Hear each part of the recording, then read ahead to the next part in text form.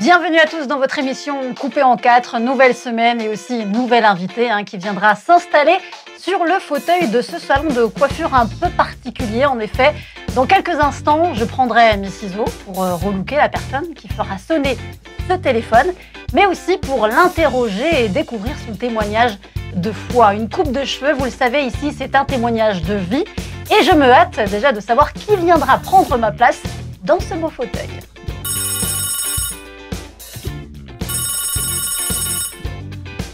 Coiffure coupée en 4, bonjour. Oui. C'est pour une coupe femme, d'accord. Coupe modèle ou coupe surprise? Modèle. C'est à quel nom? Sandrine. Sandrine Chancel. Parfait. Eh bien, je vous attends. À tout de suite.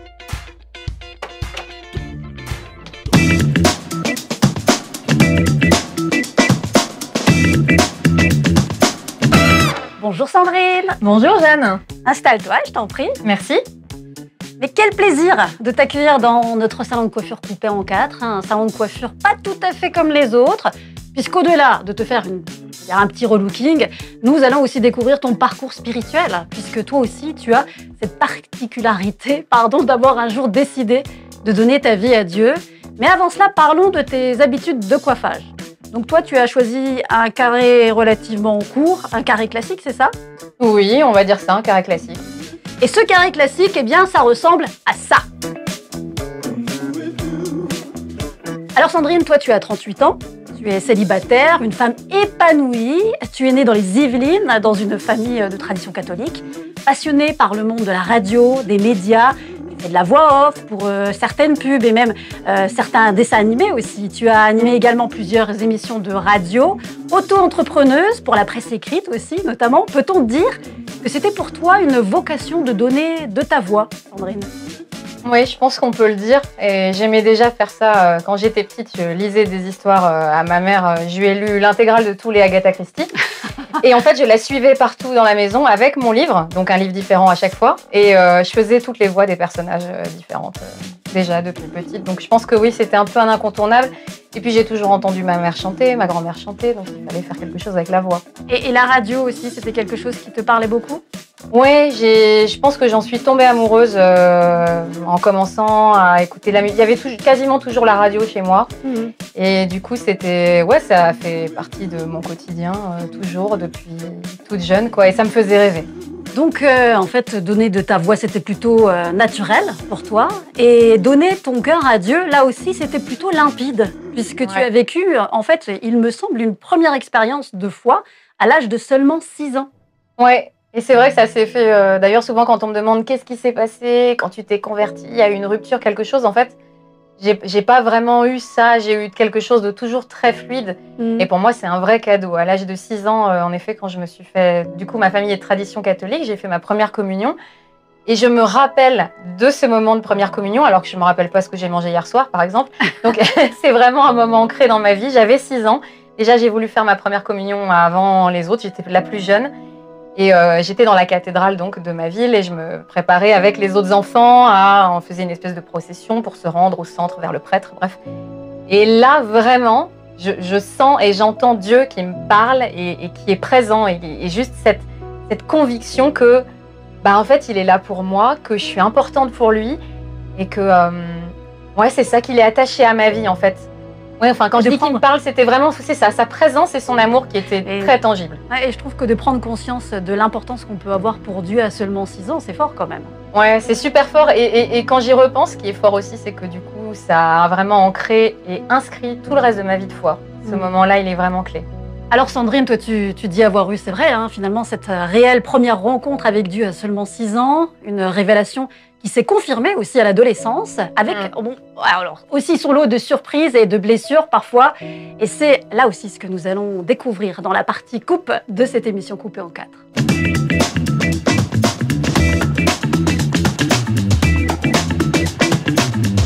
Coupée en 4, ça continue avec notre invitée Sandrine Chancel, femme de la trentaine. Tu nous disais que tu avais vécu la première rencontre avec Dieu à seulement 6 ans. Et c'est par ailleurs à 15 ans que les choses se sont aussi davantage approfondies. Il me semble, en tout cas pour toi, c'est vraiment à l'âge de l'adolescence. Oui, il y a eu une vraie confirmation, sans mauvais jeu de mots, puisque j'ai fait ma confirmation à 15 ans. Et à ce moment-là, pour moi, c'était important de dire publiquement, en fait, que j'étais chrétienne et que je voulais m'attacher à Dieu. Mhm. Et alors, ton amour pour Dieu, il était réel, il était là, il était certain, déjà à l'âge de 15 ans. Ouais. Et à l'adolescence, c'est aussi le moment, on va dire, en gros, des amourettes et de ce fameux prince charmant. Est-ce que tu as su faire la part des choses, justement, par rapport à ça aussi? Je pense que ça, c'était aussi vraiment un chemin avec Dieu et que... ouais, ça s'est fait. On va dire que ça s'est fait au fil du temps. J'ai eu des déconvenues comme tout le monde. Je suis tombée amoureuse comme tout le monde, je pense, en tout cas. Et puis, en fait, à chaque fois, c'était une période de ma vie aussi pas très drôle parce que j'ai fait un début de dépression. J'étais pas très bien, j'étais mal dans ma peau. Et en fait, à chaque fois, je revenais à Dieu, je priais. Et je me rappelle que j'écrivais beaucoup à l'époque et que même quand j'écrivais des choses qui étaient tristes et enfin voilà, je sortais juste ce qu'il y avait de mon cœur. Ça se terminait toujours par de l'espoir et même moi, ça me surprenait. J'écrivais aussi des poèmes et en fait, mes poèmes se terminaient toujours par l'espoir que Dieu donne. J'étais presque surprise moi-même qu'à chaque fois ça ressorte. Donc toi, à ce moment-là, l'histoire du prince charmant, c'était pas forcément une priorité? Parce que moi, personnellement, j'avais quand même ce rêve de prince et de princesse. J'étais un peu baignée dedans depuis toute petite. Et c'est vrai qu'on rêve de ce prince charmant et on se dit, ah, il est peut-être là à tous les coins de rue. Donc toi, t'avais pas vraiment ça, quoi. Si, je l'avais. Et en plus, je suis quelqu'un d'idéaliste et je suis quelqu'un qui croit à l'amour. Et du coup, si, j'avais ce rêve-là. Mais je pense que, comme je disais, de déconvenu en déconvenu, j'ai été obligée de me centrer, en fait, de chercher Dieu, en fait, de prier parce que j'étais triste ou parce que je comprenais pas. Et j'ai eu aussi la chance, il faut le dire, et je pense que ça a joué beaucoup, d'avoir une maman qui était très à l'écoute, à qui je pouvais tout raconter et qui avait aussi eu des déconvenus avec les garçons. Et du coup, qui comprenait même à demi-mot ce que je vivais ou quelle pouvait être ma souffrance ou ma tristesse ou mes interrogations. Et qui me soutenait beaucoup, qui m'encourageait beaucoup, qui était très présente. Je pense que du coup, ça m'a vraiment portée aussi.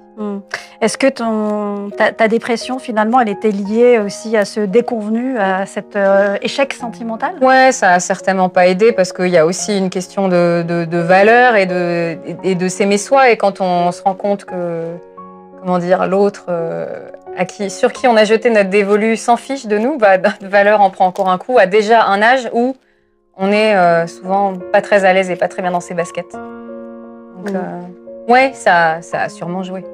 Après, c'était pas la seule. Enfin, je pense que vraiment, ce qui m'a plongée dans cette grande tristesse à l'époque, c'était d'être mauvaise en cours et de pas savoir pourquoi j'étais faite.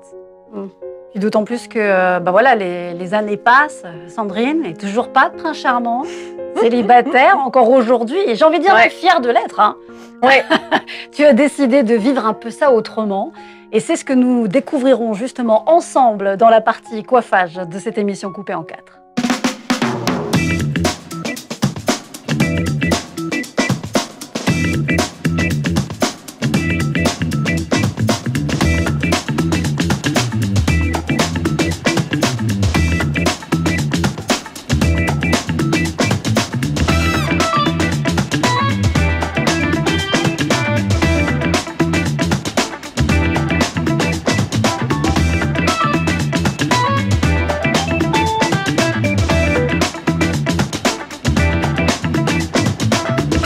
Et bien voilà, cette émission coupée en 4 continue et se poursuit avec notre invitée Sandrine Chancel, femme de radio, femme de conviction et femme de foi aussi pleinement épanouie. Et pourtant, à 38 ans, Sandrine, aujourd'hui, tu as décidé de ne pas courir après l'amour et encore moins après le mariage. Est-ce que c'est un vrai choix ou c'est l'issue d'une résignation ?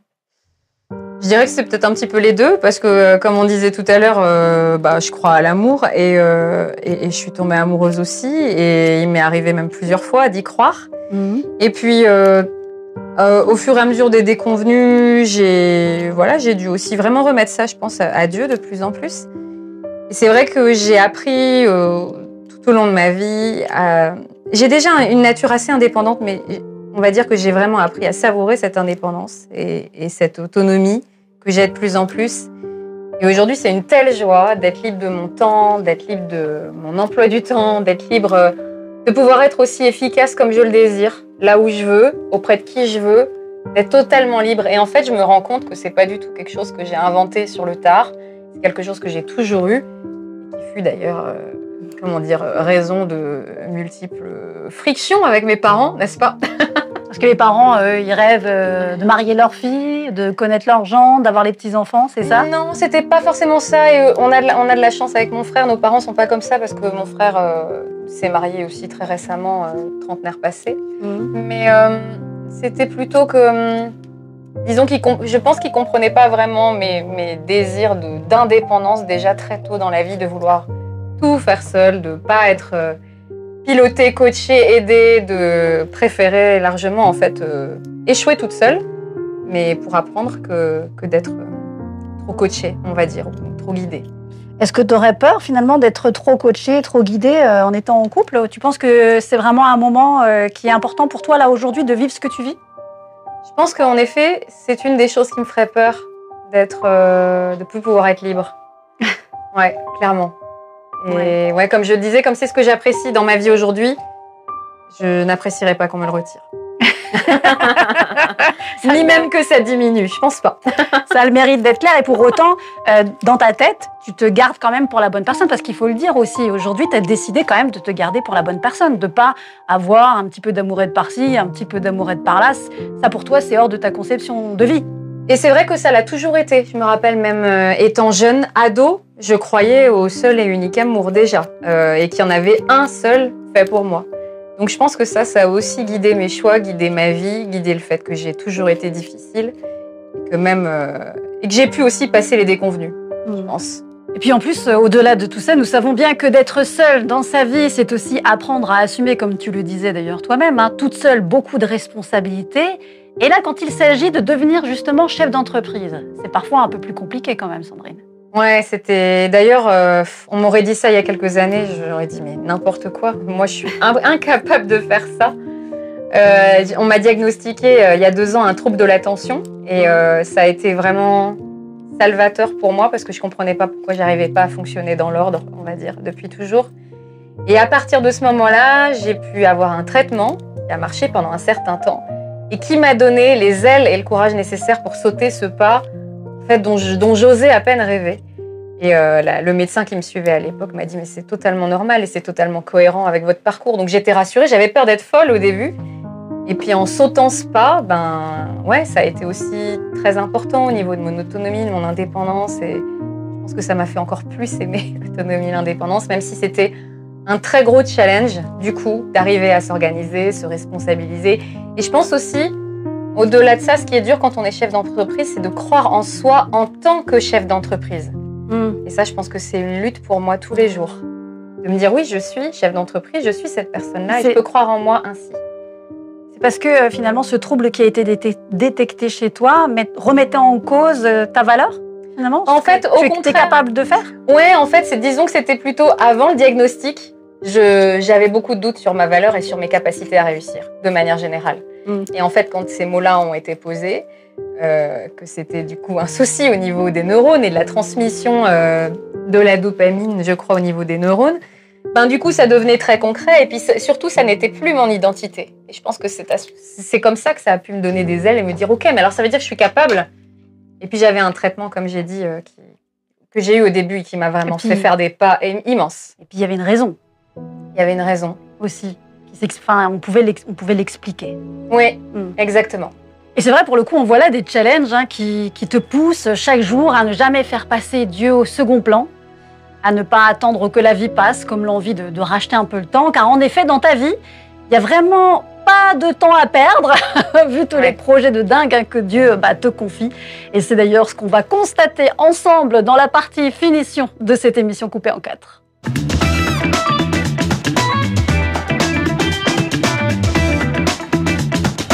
Et on poursuit donc cette belle aventure, l'histoire de notre invitée Sandrine Chancel, avec qui on arrive tout doucement à la fin de cette nouvelle coiffure, tout comme on arrive à la fin de ton témoignage, Sandrine. Alors, tu nous disais qu'à 38 ans, on peut être célibataire, comblé.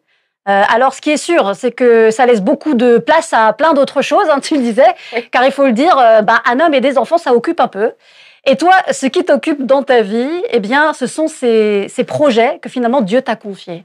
Oui, et c'est vrai que je suis aussi, je parlais de troubles de l'attention tout à l'heure, je suis aussi hyperactive. Donc, ouais, comment dire? Je peux m'ennuyer assez rapidement, donc il faut que j'ai toujours des challenges, toujours des projets, toujours des Un choses objectif nouvelles. à atteindre, en fait. Oui, toujours mais et pas juste un seul, en fait. D'accord. Il faut même que j'en ai un peu plusieurs en même temps et ouais, il faut que ma vie bouge tout le temps. Et alors, ça ressemble à quoi, ces nouveaux projets? Alors, donc, du coup, je suis chef d'entreprise dans la voix off. J'écris aussi des articles, comme on le disait. Et puis là, je suis aussi en train, je vais passer très prochainement cet été un diplôme de professeur de FLE, français langue étrangère, pour pouvoir enseigner le français aux étrangers. Et puis voilà, à côté de ça, il y a aussi des petites choses qui trottent dans ma tête. On verra si ça aboutit un jour. Et puis, plus le fait d'être bien investi dans mon église, de pouvoir aussi prendre tout le temps que je veux pour les gens, prier pour eux, les soutenir. Pour moi, c'est hyper important, ça, en fait. Puis ça montre aussi qu'on peut être seul et avoir de très beaux projets que Dieu nous confie et d'arriver aussi à les mener à terme et de continuer à en avoir de nouveaux, finalement. Oui, ouais, c'est vrai. Et c'est ça qui est bien, c'est que je pense que la vie avec Dieu, c'est pas du tout une vie de routine et d'ennui. Si on veut quelque chose de plat qui ne change jamais, il faut pas mettre sa vie faut pas être entre les mains chrétien. de Dieu. Non, il faut absolument pas être chrétien. Et c'est ça que j'aime, même si bien sûr Dieu se met à la portée de chacun et qu'on est tous différents, on n'a pas tous les mêmes vies, mais j'aime le fait qu'il y ait beaucoup de surprises et aussi pas mal de challenges dans la vie avec Dieu. Bon, et bien voilà, Sandrine, ça montre bien qu'il y a des projets de paix, un avenir plein d'espérance. Ça nous montre bien qu'il est toujours important aussi de rester soi-même, hein, car les autres sont déjà tous pris. Tu la connais un petit peu, cette phrase? Ah oui, Oscar Wilde. Exactement. Et d'ailleurs, nous aussi, on a pris le rendez-vous, puisque dans quelques instants, tu vas pouvoir te découvrir ta nouvelle coupe de cheveux. Un vrai relooking, je peux le dire. Et on va aussi découvrir ton précieux conseil. Ça aussi, c'est très important. Et ce sera dans la partie découverte de cette émission coupée en 4.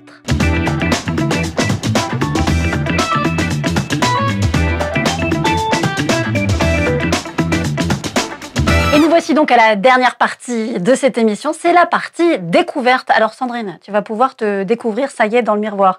Voir ta nouvelle coupe de cheveux, ton vrai relooking. Est-ce que tu es prête? Ouais, je suis prête. Ouais, j'ai hâte. Ouais. Si, j'ai hâte.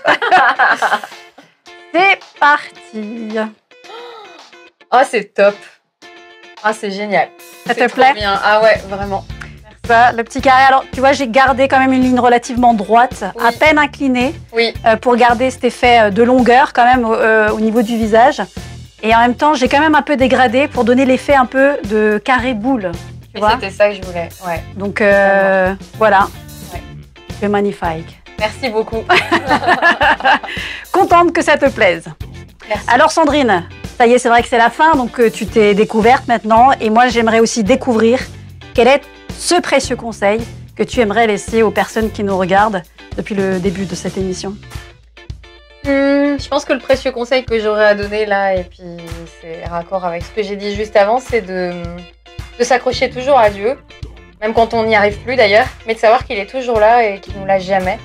Et aussi, je pense que quand je regarde aussi avec le recul, je me rends compte que Dieu utilise beaucoup de choses qu'il avait déjà placées chez moi et que j'ai rien eu à inventer ou pas grand-chose. Et finalement, de faire confiance aux talents que vous avez déjà, qui sont placés en vous et qui demandent peut-être qu'à fleurir et à s'exprimer. Et en plus, ça peut vraiment être quelque chose, comment dire, pour la gloire de Dieu. Donc, c'est top. Voilà ce que j'aurais à dire. Merci beaucoup Sandrine pour ce précieux conseil. Merci Jeanne. Puis arrive aussi ce moment où c'est à moi de vous lancer un défi dans cette émission. Alors je sais que celui-ci ne va pas être simple. Un défi qui est aussi en lien avec l'histoire de Sandrine. Le défi que je vous propose aujourd'hui, c'est de lâcher prise sur une relation que vous avez avec quelqu'un mais que vous savez toxique pour vous. Ou tout simplement parce que vous n'avez pas la paix dans cette relation. Vous savez, cette espèce de témoignage intérieur, ce manque de paix qui fait que je ne sais pas pourquoi, mais je suis pas tout à fait bien quand même. Il y a un truc qui me dérange. Et j'ai envie de dire que justement, cette paix, eh bien, c'est aussi votre boussole. Que vous puissiez tout simplement garder ça sur votre cœur et arriver à lâcher les relations qui ne sont pas justement en accord avec vous-même. En tout cas, merci beaucoup, Sandrine, encore une fois, d'être passée dans ce salon de coiffure pas tout à fait comme les autres. Merci pour ton authenticité, ton témoignage. Merci. Et puis, moi, je vous donne aussi, bien sûr, rendez-vous, vous le savez, sur nos réseaux sociaux, à la page Facebook du Top Chrétien, mais aussi le compte Instagram pour cette émission coupée en 4. Également sur TikTok et bien sûr aussi, abonnez-vous à notre chaîne YouTube coupée en 4. Je vous donne rendez-vous la semaine prochaine pour une nouvelle émission et puis, bien sûr, un nouvel invité. À très bientôt!